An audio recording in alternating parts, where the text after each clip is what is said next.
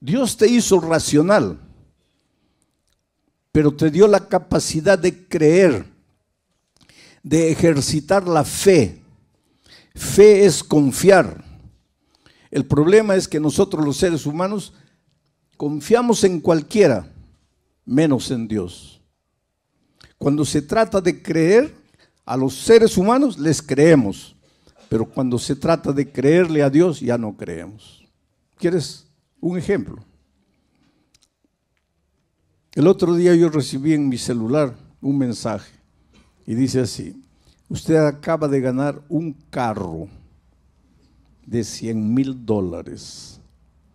Necesitamos hacer los documentos para enviarle el carro. Por favor, depositen en esta cuenta $1,000 para la documentación. ¿Por qué se están riendo ustedes? Porque ya recibieron. ¿Y por qué existe ese tipo de mensajes? ¿Por qué? Porque hay gente que cree. Porque si nadie creyera, nadie se daría el trabajo de perder el tiempo mandando ese tipo de mensajes. Pero es que hay gente que cree. Ahora, si Dios le dice: hijo, entrégame tu corazón y tú vas a ver cómo yo voy a cuidarte, ¿será? ¿No será? ¿Cómo será? Pero al otro le mandó los $1,000 rapidito. Esta noche vamos a aprender cómo enfrentar los momentos de dificultad y cómo nuestra vida está llena de dificultades. El texto para esta noche, primer libro de los Reyes, capítulo 17, a partir del versículo 12. Primer libro de los Reyes. Ahí está el texto. Voy a ir leyendo y comentando, pero primero voy a leer este versículo, después voy a contarles el contexto para después entrar de nuevo a este versículo e ir yendo versículo por versículo hasta el 22. Dice: y ella respondió. ¿Quién es ella? La viuda de Sarepta, una viuda que vivía en la tierra de Sarepta, en Fenicia.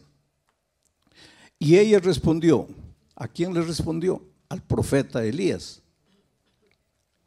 Vive Jehová tu Dios, que no tengo pan cocido, solamente un puñado de harina tengo en la tinaja y un poco de aceite en una vasija.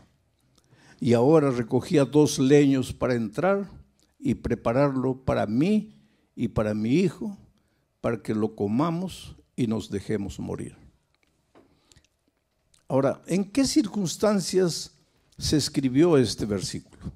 Y eso es lo que les voy a contar como contexto, para que podamos juntos entender el texto que acabo de leer. El profeta Elías estaba vivo. Y el profeta Elías recibió un mensaje de advertencia para el rey. El rey de Israel en esos tiempos se había casado con una mujer llamada Jezabel. ¿Y sabes de dónde había nacido Jezabel? Justamente en Sarepta, en la tierra de Fenicia. Y ella llegó a Israel casada con el rey, trayendo sus costumbres paganas y sus dioses paganos. Y el rey se dejó contaminar por la cultura de la esposa y se olvidó del Dios Todopoderoso y empezó a adorar a los dioses paganos que la esposa trajo. Uno de esos dioses era Baal. Según la cultura de ellos, Baal era el dios de la lluvia, el dios de la tormenta. ¿Y cuál es el mensaje que Dios le entregó a Elías para llevar al rey Acab? Le dijo: mira, dentro de poco tiempo no va a llover más. No va a llover más hasta que tú reconozcas que has ofendido a Dios. Va a dejar de llover. Ahora, miren, atreverse a desafiar al dios Baal, porque el dios Baal era el dios de la lluvia. Y atreverse a decir que por voluntad de Dios va a parar de llover, eso era una afrenta terrible. Y la ira del rey se desató contra Elías, lo amenazó de muerte. La esposa Jezabel, cuando se enteró de la aberración, entre comillas, que había dicho Elías, también decidió enviar gente para perseguirlo y matarlo. Entonces Dios le dio una orden al profeta. Le dijo, vete al arroyo de Querit, allá una fuente de agua natural en las alturas. Y él corrió, mirando atrás para ver si ya lo alcanzaban los perseguidores. Y finalmente llegó al arroyo de Querit y se quedó allí. Ahí tenía agua, en el arroyo había agua. Dejó de llover en la tierra de Israel, pero ahí en el arroyo había agua. Y la historia bíblica, los versículos anteriores al 12, nos cuentan que ahí en el arroyo no tenía que comer, tenía que beber, pero no tenía que comer. Y que Dios le mandó cuervos, y que los cuervos le traían comida todos los días. Le dejaban la comida y se iban. Al día siguiente los cuervos volvían trayéndole comida y se iban. Hay un teólogo alemán famoso que tiene una teoría. Tiene la teoría de la desmitologización de la Biblia. ¿Qué es esta teoría? Él dice, mira, hay que sacarle a la Biblia, hay que sacar de la Biblia todo lo que parece mito. De ahí viene la palabra desmitologización. Hay que sacar de la Biblia todo lo que parece mito. ¿Y por qué este teólogo dice eso? Dice, porque con estas historias de que un cuervo vino trayéndole la comida al profeta, la gente simple va a creer, pero la gente sofisticada, culta, inteligente, racional, nunca va a creer en estas tonterías. Que Moisés levantó la vara y el mar se abrió y el pueblo pasó, y una vez que el pueblo pasó vino el enemigo, pero el mar se cerró y el enemigo murió. ¿Quién va a creer eso? Que un cuervo trajo comida. ¿Quién va a creer eso? Que Jesús con un poquito de pan y de pez alimentó una multitud de 15,000. ¿Quién va a creer eso? Que el pueblo de Israel estaba muriendo de hambre en el desierto y Dios le hizo llover una comida extraña llamada maná. Este teólogo, un teólogo es alguien que estudia la Biblia, mucho. Dice, hay que sacar todas estas historias que parecen historias para niños, esto que parece mito, hay que sacar para que la gente culta, racional, pueda creer en la Biblia. Pero te digo una cosa, si tú a la Biblia le sacas todo lo que parece mito, no te queda nada. Porque la Biblia es un libro de milagros. Porque Dios es un Dios de milagros. Dios te hizo racional, pero te dio la capacidad de creer, de ejercitar la fe. Fe es confiar. El problema es que nosotros los seres humanos confiamos en cualquiera, menos en Dios.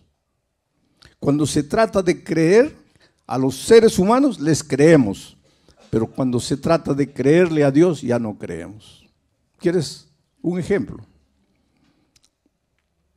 El otro día yo recibí en mi celular un mensaje y dice así: usted acaba de ganar un carro de $100,000. Necesitamos hacer los documentos para enviarle el carro. Por favor, depositen esta cuenta $1,000 para la documentación. ¿Por qué se están riendo ustedes? Porque ya recibieron. ¿Y por qué existe ese tipo de mensajes? ¿Por qué? Porque hay gente que cree. Porque si nadie creyera, nadie se daría el trabajo de perder el tiempo mandando ese tipo de mensajes. Pero es que hay gente que cree. Ahora, si Dios le dice, hijo, entrégame tu corazón y tú vas a ver cómo yo voy a cuidarte, ¿será? ¿No será? ¿Cómo será? Pero al otro le mandó los $1000 rapidito. ¿Te das cuenta cómo somos los seres humanos? En una ocasión, yo estaba en una campaña evangelística así y el pastor me dice, pastor, converse con una señora porque ella ya estudió la Biblia y la estudió con 5 personas diferentes, 5 cursos bíblicos diferentes, pero no se quiere bautizar.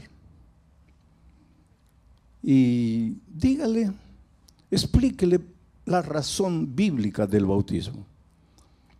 Y entonces ella vino a hablar conmigo y llegó quejándose, lamentándose. Me dice, pastor, yo tengo que ser agradecida a Dios. Dios me ha cuidado siempre. La única tragedia de mi vida en realidad es la tragedia que arruinó toda mi vida. Y mi tragedia fue casarme, y voy a usar las palabras de ella, con un mujeriego, borracho, ebrio, golpeador de mujeres. Esa fue mi tragedia. Hoy día estoy sola, abandonada, con los hijos, sin saber qué hacer. Yo le hice una pregunta, ¿por qué dices que tu esposo era un mujeriego? Porque, pastor, me engañaba con todas las mujeres que veía en la calle, con mis vecinas, con mis mejores amigas. Le digo, pero respóndeme otra pregunta. Y cuando ustedes eran novios, ¿tú no viste ninguna característica de esos en la vida de él? Ah, sí, me dice, pastor, de novios ya me engañaba con mis amigas, con mis compañeras. ¿Y por qué te casaste? Es que él me prometía que nunca más me iba a engañar. ¿Y tú le creíste? Le creí, pastor. Y le digo, y vamos a cambiar de asunto, ¿por qué no te bautizas? ¿Sabes lo que me dice? Es que, pastor, yo quisiera bautizarme, pero mis familiares, mis amigos me dicen que me están lavando, haciendo un lavaje cerebral, que me están engañando, que la Biblia ya es un libro antiguo, que eso no es realidad. Me llenan de tantas dudas y yo no sé si creer o no creer. Ahora es interesante, yo no le dije a ella, les estoy diciendo a ustedes.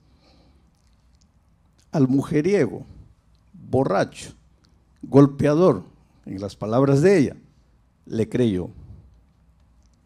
Y a Dios, no sé si creer, si no creer. Nuestro problema es ese, querido. Que encontramos cosas en la palabra de Dios y las dudas como hormigas carnívoras van subiendo. Pero la palabra de Dios nos sacude. Dice que la Biblia es como una espada de 2 filos que entra y penetra.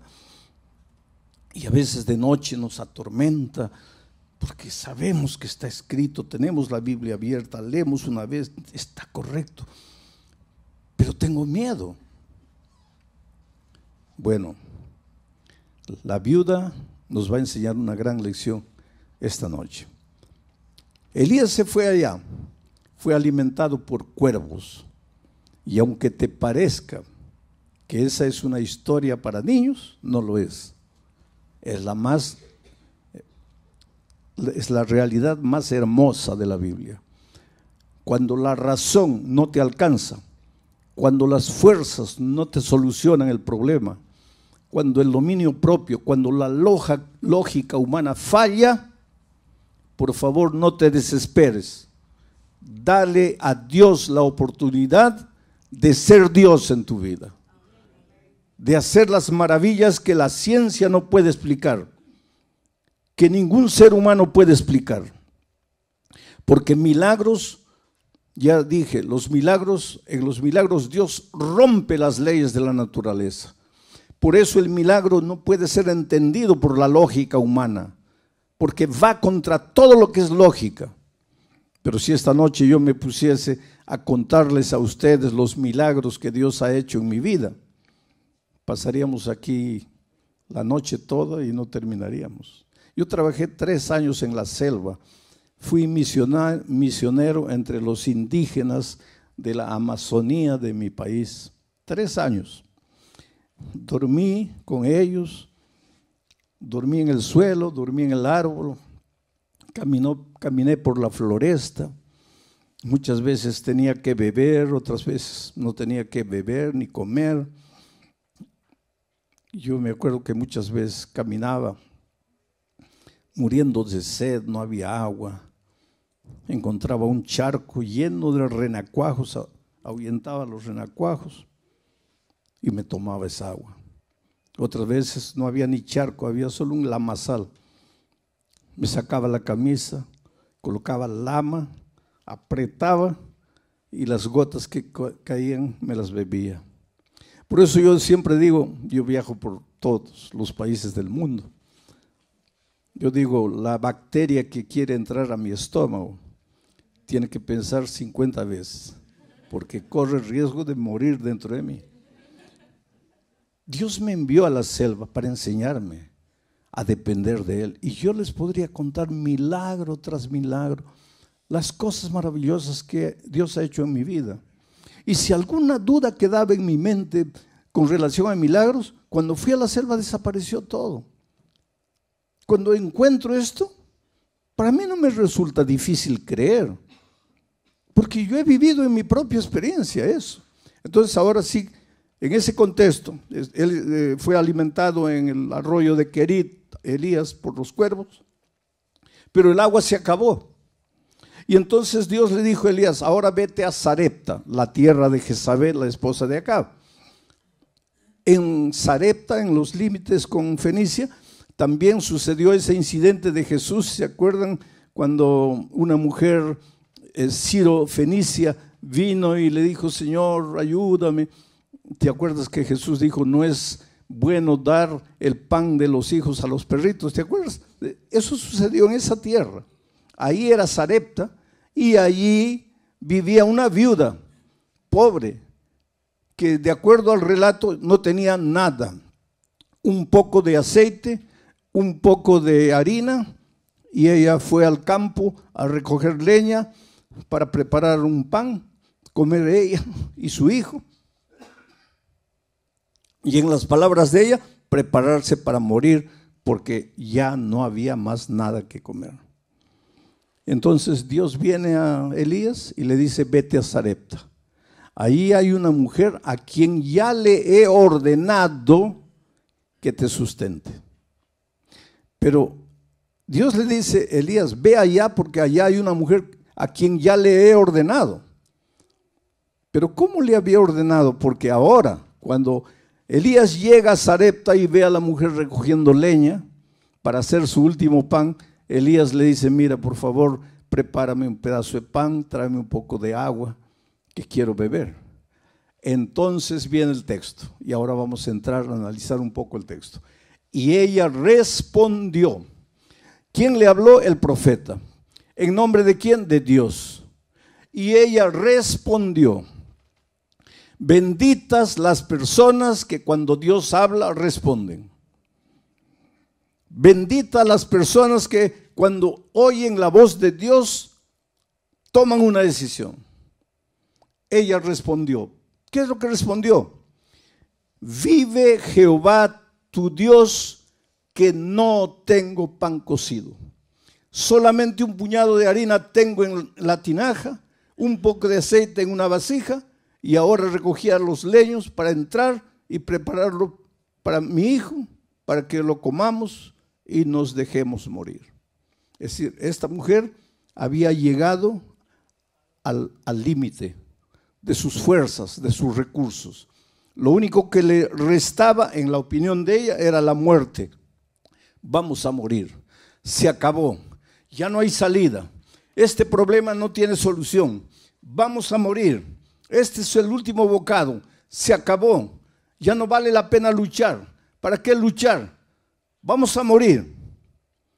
¿Por qué una persona delante de las dificultades de la vida? Yo te pregunto esta noche, ¿cuál es el drama que tú estás viviendo? La viuda de Sarepta vivía un drama económico, financiero, de sobrevivencia. No había pan, la harina se había acabado, el aceite se estaba terminando, no llovía, la tierra no producía, no se podía comprar nada. Desde el punto de vista humano, para ella, la muerte era la única salida, la única solución. Estaré predicando en esta noche para alguien que en su vida financiera cree que ha llegado al punto en que ya no tiene salida. Estaré predicando esta noche para alguien que en su vida profesional ha llegado a una situación extrema en que piensa que abandonar todo y largar y olvidarse de todo es la única salida. Estaré predicando para una familia, una pareja que han hecho de todo para solucionar el drama que viven y están llegando a la conclusión de que el divorcio es la única salida. Todos los días enfrentamos luchas en diferentes aspectos de nuestra vida. El sur del Brasil en estos momentos está siendo sacudido por la naturaleza. Hace una semana atrás, 10 días, llovió de tal manera que se inundaron ciudades enteras, una ciudad prácticamente desapareció y para remate ahora comenzó a llover hace 3, 4 días nuevamente sin parar.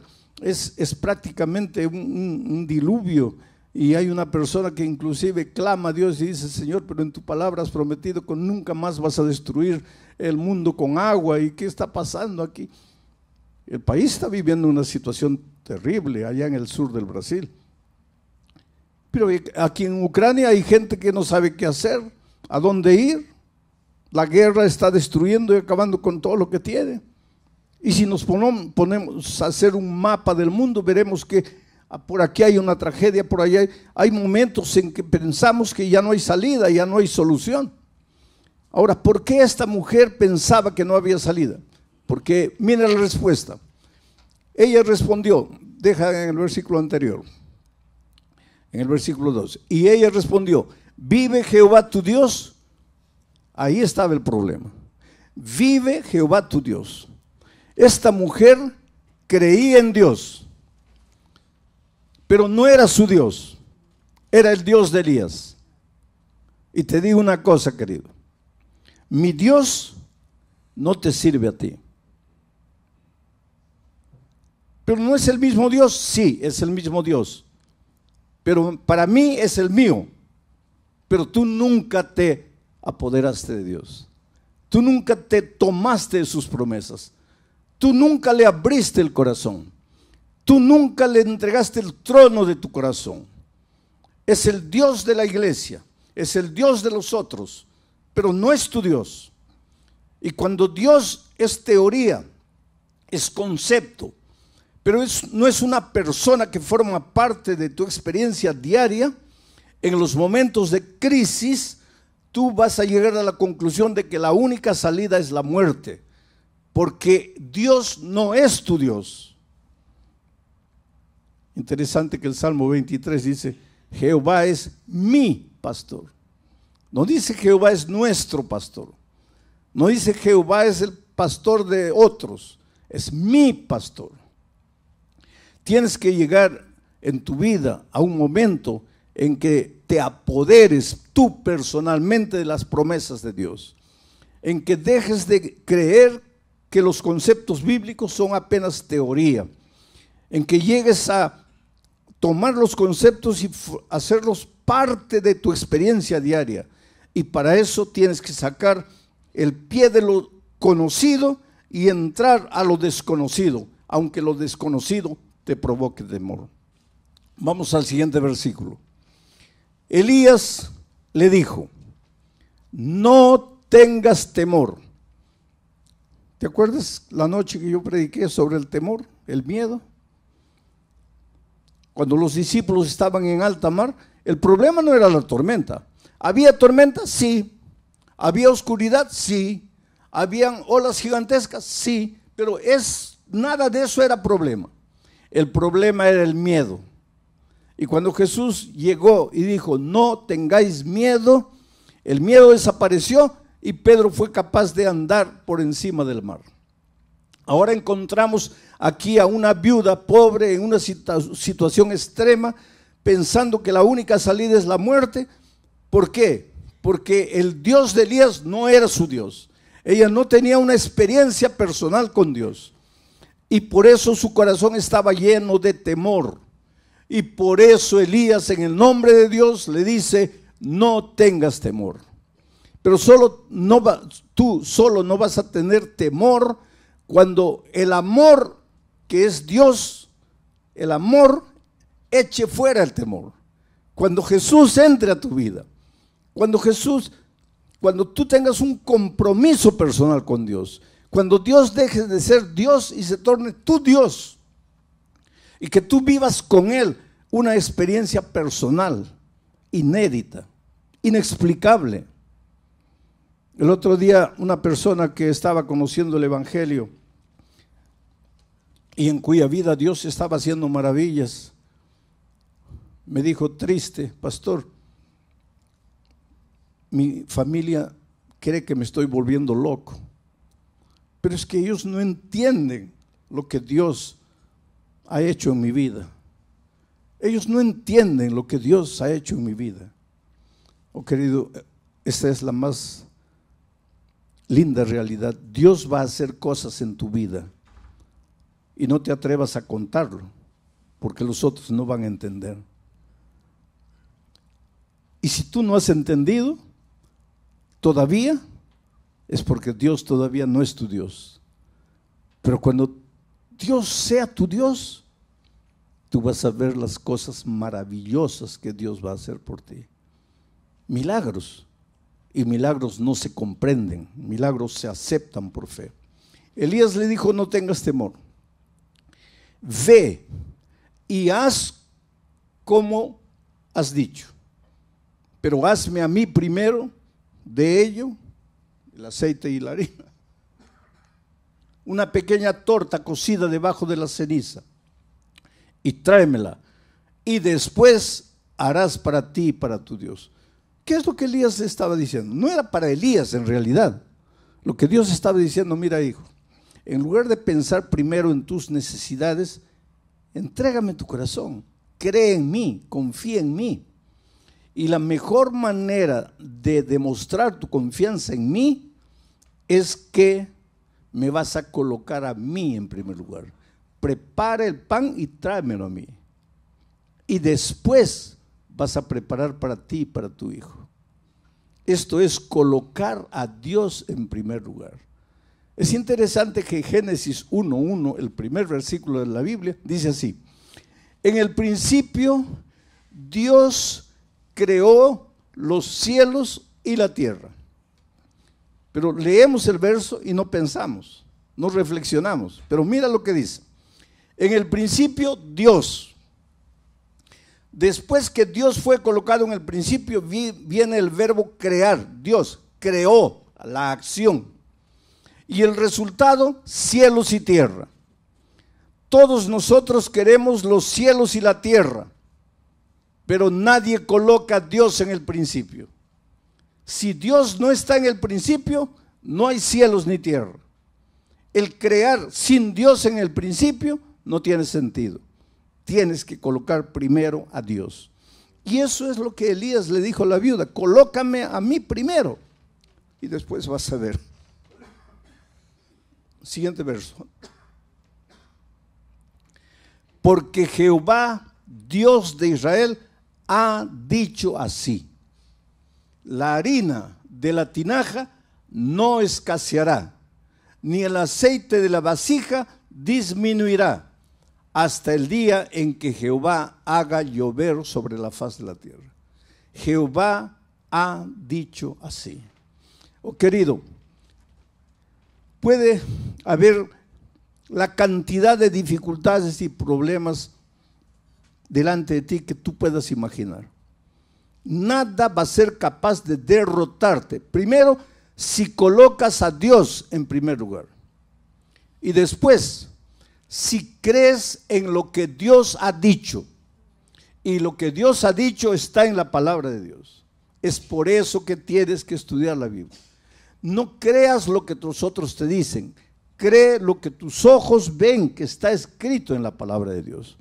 Cuando alguien pretende enseñarte alguna cosa, que confirma tú con tus ojos que eso está escrito en la palabra de Dios. No creas al ser humano, cree en la palabra de Dios.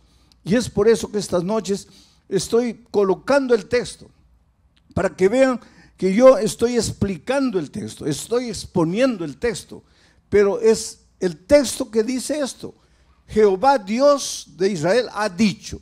Y cuando Jehová Dios de Israel lo dice, puedes creer, puedes sacar el pie del barco y colocar el otro pie en el agua y no te vas a hundir. Avanza sin miedo, porque Jehová, el Dios creador de los cielos y la tierra, ha dicho. Versículo 15. Entonces ella fue, y aquí está el problema con muchos. Está bien, escuchan la palabra de Dios, qué bonito, qué maravilloso, amén, qué extraordinario, pero no das este paso. Ella no se quedó escuchando la palabra de Dios y dijo, qué bonito, qué maravillosa promesa de Dios. No, no, no, ella fue e hizo. La palabra de Dios no te ayuda si tú no vas y la practicas, si tú no colocas en acción lo que la teoría dice. Ella fue e hizo como dijo Elías, y comió él, el profeta, y ella y su casa muchos días. Y la harina de la tinaja no escaseó, ni el aceite de la vasija menguó, conforme a la palabra que Jehová Dios había dicho por Elías. 2 veces se repite la palabra de Dios, el dicho de Dios, y la última parte dice, todo se cumplió conforme a la palabra que Jehová Dios había dicho. Todo se va a cumplir en tu vida, querido, conforme a lo que Dios ha dicho en su palabra. Pero para eso tienes que conocer lo que Dios dice en su palabra. Por eso la necesidad de hablar con Dios. En tu vida devocional hay 3 cosas interesantes, si tú quieres crecer en la experiencia cristiana. Primero, Dios tiene que hablar contigo. ¿Cómo? A través de la palabra. Tienes que estudiar la palabra. En segundo lugar, tú vas a hablarle a Dios. ¿Cómo? A través de la oración. Y en tercer lugar, tú y Dios ahora van a buscar otra persona y vas a hablarle del amor de Jesús a esa persona. Cuando haces esas 3 cosas, estudias la Biblia, oras hablando con Dios y buscas otra persona para traerla a Jesús, vas a crecer espiritualmente. La mayoría de los cristianos se limita a estudiar la Biblia y orar, pero no incluyen el tercer elemento de buscar a otra persona para Cristo. Resultado, permanecen enanos espirituales, no crecen, porque la única manera de crecer es a través del ejercicio. Tienes que salir y buscar a otra persona para Cristo. Ah, pero pastor, nadie me va a escuchar. Lógicamente, querido. En este mundo no hay nadie que quiera cambiar de religión. Tú eres adventista, ¿quieres cambiar de religión? No. Entonces, ¿por qué piensas que el musulmán sí quiere cambiar de religión? ¿O por qué piensas que el luterano quiere cambiar de religión? O el testigo de Jehová, o el católico. Si tú no quieres cambiar de religión, nadie quiere cambiar. Entonces, si tú vas a buscar a las personas, queriendo decirles, tú estás equivocado, mi religión es verdadera, esa no es la manera correcta de testificar del amor de Jesucristo. En el Brasil hay un dicho interesante: ¿quieres ser mi amigo?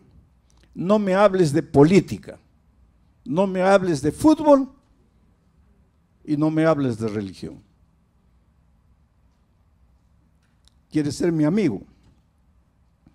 No me hables de política, que soy de derecha, de izquierda. No me hables de fútbol, que soy del Real Madrid, del Barcelona. y no me hables de religión, que soy de esta o soy de aquella iglesia. Pero entonces, ¿cómo es que traemos a las personas a Cristo? Es la manera más simple. ¿Quién lleva a los jóvenes a las drogas? A ver, dígame, ¿quién los lleva a las drogas? ¿Ah? Los amigos. Los muchachos se meten a las drogas llevados por los amigos. Y el joven que entra al mundo de las drogas, ¿él sabe que la droga lo va a acabar, sí o no? Claro que sabe. En este mundo de tanta información, ¿quién va a decir que entró a la droga y no sabía que la droga lo iba a destruir? Saben. ¿Y por qué entran? Por el amigo. ¿Y tú por qué no puedes traer a alguien para Jesús? Porque en lugar de llegar a las personas y hacerte amigo de las personas y conquistar el amor de las personas y amarlas, tú vas queriendo cambiarles la religión. Y nadie quiere cambiar de religión. La amistad. Miren, la viuda de Sarepta al comienzo, cuando llegó Elías, estaba toda triste, compungida, voy a morir, solo tengo un poco de aceite, no tengo nada, se acabó la vida. Se encontró con Elías, le dijo, ¿tu Dios? Elías dijo, no, mi Dios no te sirve a ti, tú tienes que apoderarte de la promesa divina. Y ella dijo, yo acepto, y con fe fue y preparó el pan. Y el aceite no disminuyó y la harina no acabó. Ella hizo conforme al mandato de Dios y la palabra de Dios se cumplió en su vida. Mi querido amigo, mi querida amiga, no sé en qué país estás, dónde estás. Tal vez en este momento estoy hablando contigo allá en la cámara. Estás en el lecho de un hospital, en la celda de una prisión, solo en tu casa, acostado en tu lecho. Tal vez estás desesperado sin saber qué hacer, pero yo te digo una cosa, tú eres lo más precioso que Dios tiene en esta vida. Esto ya les he repetido esta semana, no es frase bonita de predicador, esta es la más pura realidad, cómo Dios te ama. En una ciudad llamada Cuiabá, allá en el Brasil, en la carretera hay una curva llamada la curva del diablo, porque es una curva cerrada y si tú entras a mucha velocidad te pasas y abajo está la boca del infierno y ahí nadie te saca. Tú echas una piedra y tienes que contar hasta 20, 30 para escuchar el sonido de la piedra llegando abajo. Un hombre que fue infiel a su esposa, la esposa le dijo, no quiero más vivir contigo.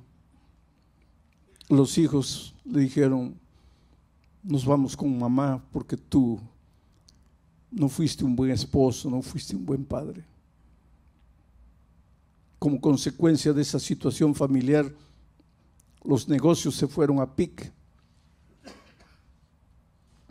Para que prosperes en cualquier área de la vida, tienes que tener paz en tu corazón. Si tú no tienes paz en tu corazón, vas a ser un mal empleado, un mal empresario, porque no tienes paz en el corazón. Ese hombre, ahora complicado en su vida familiar, se complicó en la vida financiera, se llenó de deudas y un día pensó, lo único que me resta es morir. Y agarró la camioneta y subió la carretera para bajar a toda velocidad y lanzarse al abismo con el carro. Mientras subía prendió la radio, cualquier radio. Y por esas cosas divinas, no hay coincidencia, hay propósitos divinos. Por esas cosas divinas, prendió en una emisora llamada Radio Nuevo Tiempo de Brasil. Radio Novo Tempo. Y por esas cosas de la vida, quien estaba predicando en ese momento era yo. Y por esas cosas divinas, la frase primera que él oyó fue: si crees que la única salida para ti es la muerte, espera un poco. La muerte no es salida para nada. Tú no fuiste creado para morir. Tú fuiste creado para vivir. Tú eres el fruto de un Dios de vida. Y si la vida no está funcionando como tú quieres, es porque tú te has olvidado del Dios de la vida. Entonces, en lugar de pensar en acabar con tu vida, entrégale tu corazón a Jesús. Dile: Señor, yo humanamente lo he perdido todo, lo he destruido todo.